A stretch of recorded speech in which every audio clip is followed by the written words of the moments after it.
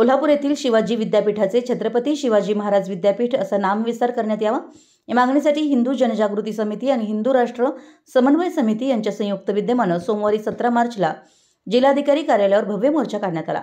10 सहस्त्र हिंदूंनी एकमुखाने छत्रपती शिवाजी महाराज विद्यापीठ असा नामविस्तार झालाच पाहिजे अशी मागणी केली। मोर्चाच्या प्रारंभी छत्रपती शिवाजी महाराज यांच्या मूर्तीला मान्यवरांच्या हस्ते पुष्पहार अर्पण करण्यात आला। दसरा चौकातून चालून झालेला हा मोर्चा लक्ष्मीपुरी व्हीनस कॉर्नर मार्गे बी न्यूजच्या कार्यालयावरून जिल्हाधिकारी कार्यालय येथे समाप्त झाला। जिल्हाधिकारी कार्यालय येथे मोर्चा आल्यावर जिल्हा प्रशासनास निवेदन देण्यात आलं।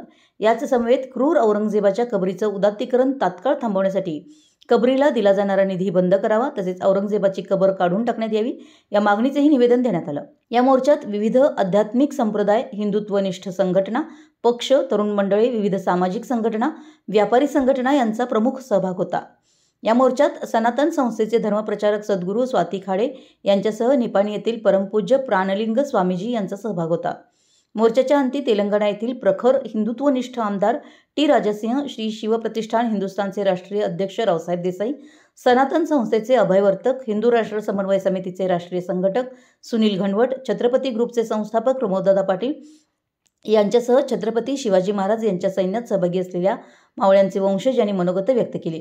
यात प्रामुख्याने वीर शिवा काशीद यांचे वंशज आनंदराव काशीद, सरदार मालुसरे यांचे वंशज कुणाल मालुसरे आणि सरसेनापती हंबीरराव मोहिते यांचे वंशज यांनीही मनोगत व्यक्त केली। मराठी एस न्यूजसाठी कागलहून प्रशांत दळवी।